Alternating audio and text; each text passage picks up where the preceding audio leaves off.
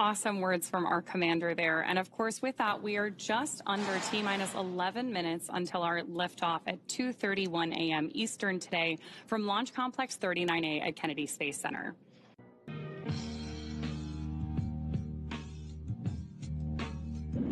Słynny radziecki kosmodrom Bajkonur. Startuje stąd statek Sojus-30, a w nim pierwszy polski kosmonauta. Pierwszym Polakiem, który spojrzy na Ziemię z orbity kosmicznej, jest major dyplomowany pilot Mirosław Hermaszewski. Ma 37 lat.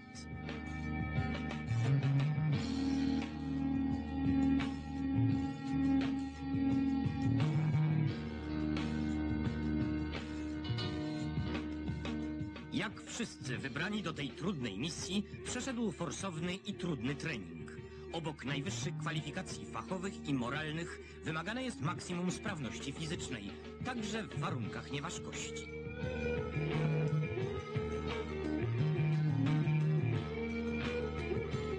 Dopiero po przejściu najcięższych prób mógł przywdziać skafander kosmonauty z emblematem Białego Orła.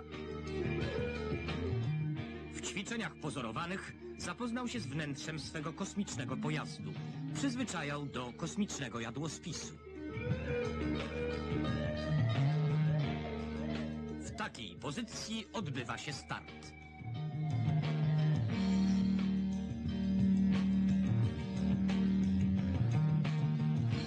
Towarzyszem jego lotu jest pułkownik Piotr Klimuk, który ma już zaliczone 2 loty kosmiczne. Pierwszy przed 4,5 laty, drugi 3 lata temu, gdy ustanowił rekord pobytu na stacji Salut 4. 63 doby na orbicie.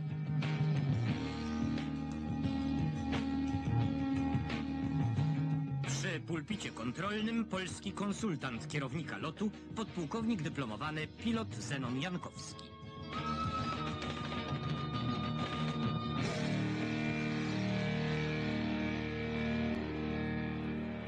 Seated left to right inside Dragon from this camera's perspective. You have Tibor Kapu there on the left-hand side. Then beside him is our pilot, Shubhanshu Shukla.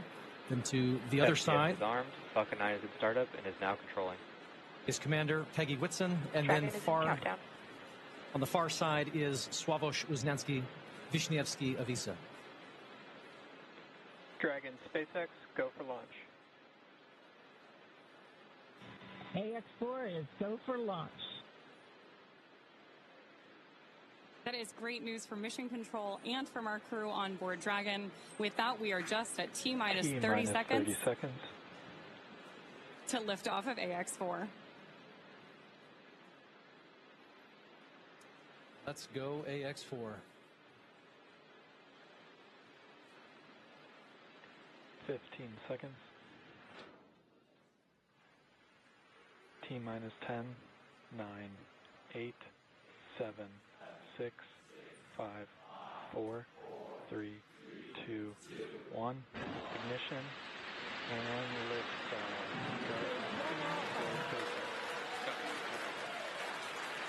For 3 nations, a new chapter in space takes flight.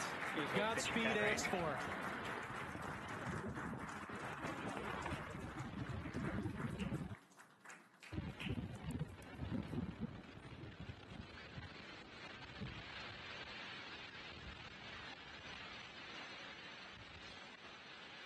T plus 30 seconds into flight with the Axiom 4 crew on board Dragon, headed to the International Space Station. Waiting to hear call-outs from the Falcon 9 engineering team. Power and telemetry nominal. Stage 1 throttle down. We're throttling down the 9 Merlin engines. We're into the throttle bucket, preparing for max Q. Max Q.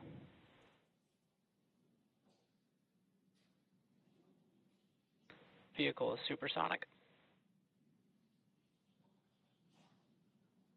We should begin throttling the Merlin engines back up now.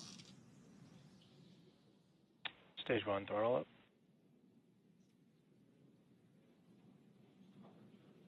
Mission control confirming Stage 1 Bravo.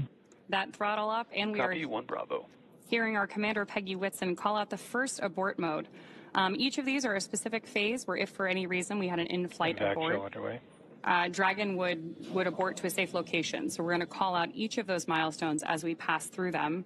We also just heard the call out for MVAC chill. We're going to trickle just a little bit of liquid oxygen now into the turbo pumps on board our Merlin vacuum engine on stage 2 in preparation for second engine start 1, which will of course be shortly after stage separation.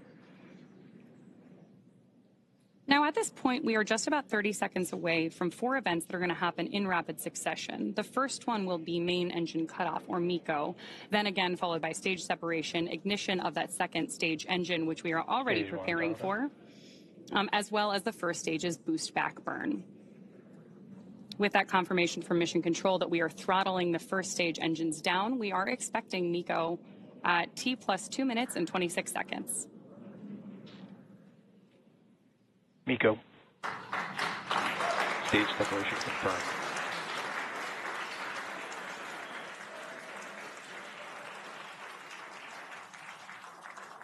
Stage 1 boost back startup and back ignition. There we had confirmation of all 4 of those events. Incredible views on our screen here too as that boost back, as that first stage boosts its way back to Earth. Stage 2 Alpha.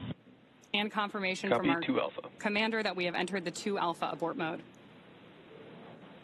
Of course, we're getting lots of cheers from behind us here at Mission Control here in Hawthorne, California as well.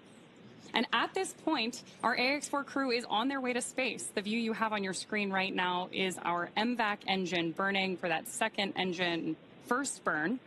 We're expecting that SECO here, second engine cutoff, which will likely be called out over the nets as SECO in just a couple of minutes.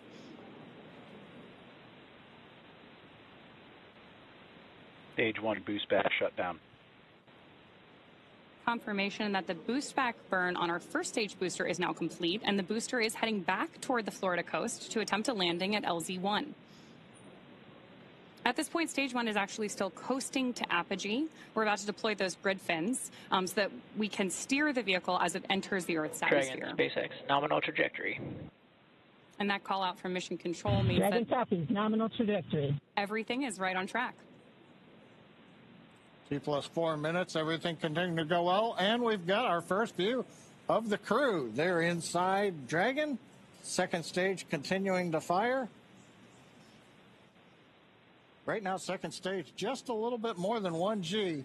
There's so much propellant that even with a 220,000-pound thrust engine, it takes a while before the G loads start to build up during the second stage flight.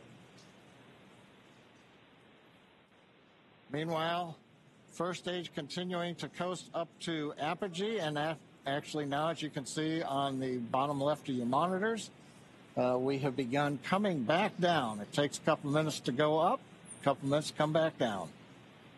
That first stage heading back to landing zone 1 at Cape Canaveral. Dragon, SpaceX, nominal trajectory. Words we love to hear. Dragon copies, nominal trajectory. Peggy Whitson echoing back the call up from the ground. Now our next major event coming up will be in about 1 minute and 10 seconds. That's going to be the entry burn. That's where we're going to light a single center engine on the first stage. That's going to slow us down in preparation for entering the Earth's atmosphere again. We'll then have a landing burn about 1 minute later at T plus 7 minutes and 19 seconds. Now for that one, we actually light 3 engines again. Then quickly once we've kind of jammed the brakes on, then we'll turn off 2 of the engines. We'll be down to just a single engine. Getting good views of the MVAC-D engine. There are a couple of cameras on the back of the second stage that give these views. And of course, the view inside the Dragon spacecraft showing the crew. Dragon, SpaceX, nominal trajectory. Continuing the call-outs right on time. Dragon copies, nominal trajectory. Now, right now, as Ronnie pointed out, the grid fins have been deployed, but they're not being used. Right before the entry burn, we'll possibly see a little bit of motion if we can pick up the first stage camera. That's just a checkout. It's not until we actually get through the entry burn. Stage 1 entry burn startup. That we get back in the atmosphere. And now here is entry burn call out. This is going to be about a 12-second burn. That's going to slow the vehicle down. You can Stage watch 1 that. entry burn shutdown. There you just saw on the left-hand side of your screen that first stage entry burn shut down. Right now on your screen, we've got great views of our second stage and take our AX-4 crew to orbit.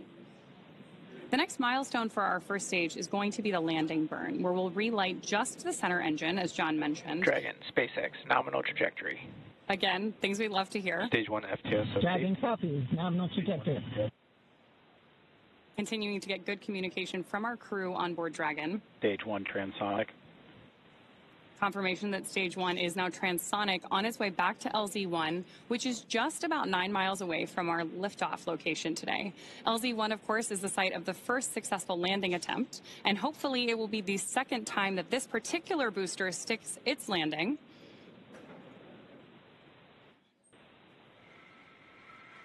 Seeing those actuating of the grid fins that John mentioned. Stage 1 landing leg deploy. Stage 2 FTSS saved. Stage 1 landing confirmed. That was a picture-perfect landing. That was great. Absolutely stunning.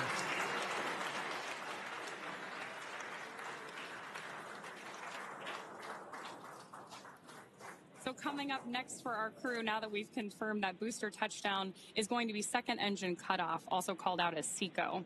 Then the second stage will coast for a few minutes until Dragon is commanded to separate from the second stage. There's our AX-4 crew awaiting that SECO call out here. Stage 2 is in terminal guidance.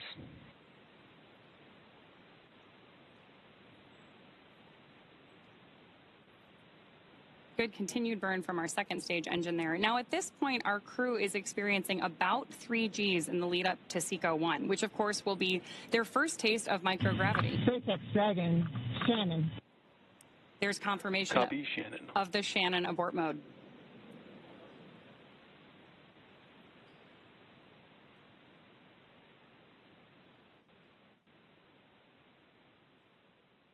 MVAC shutdown.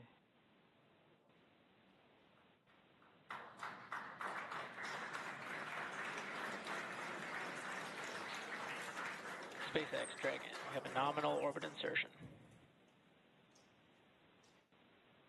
Nominal orbital insertion, SpaceX, and we had an incredible ride uphill, and now we like to set our course for the International Space Station aboard the newest member of the Dragon fleet, our spacecraft named Grace. Grace is more than a name. It reflects the elegance with which we move through space against the backdrop of Earth. It speaks to the refinement of our mission, the harmony of science and spirit, and the unmerited favor we carry with humility. Grace reminds us that spaceflight is not just a feat of engineering, but an act of goodwill. The benefit of every human, everywhere. Over to you, Chip. Wszystkie systemy dziewiąte. 10 minutes into flight. What are they? Drogie Polki i Polacy, dziś robimy ogromny krok w stronę przyszłości technologicznej Polski. Polski opartej na nauce, wiedzy i wizji. Niech ta misja będzie początkiem epoki, w której nasza odwaga i nieustępliwość kształtują nowoczesną Polskę. Dla nas i dla przyszłych pokoleń. Kosmos zawsze jednoczył ludzi. Zabieram dziś z Ziemi cząstkę każdego z was. Waszej siły, waszej nadziei, waszego zaufania. W kosmosie nie jestem sam. Reprezentuję nas wszystkich. Z całego serca dziękuję wam za zaufanie. Kosmos dla wszystkich. Space for everyone. And we are getting some views inside of the newly named capsule that the crew Dragon SpaceX, announced today. On behalf of the entire SpaceX launch team, thank you. It's been a privilege to work with you so far, and we're excited for you to have a safe flight and a safe return home. Good things come to those who wait. Godspeed to the maiden crew of Grace. And so with today's successful launch of Axiom 4, the teams at NASA's Johnson Space Center will continue to monitor Dragon's flight to the International Space Station over the next 28.5 hours.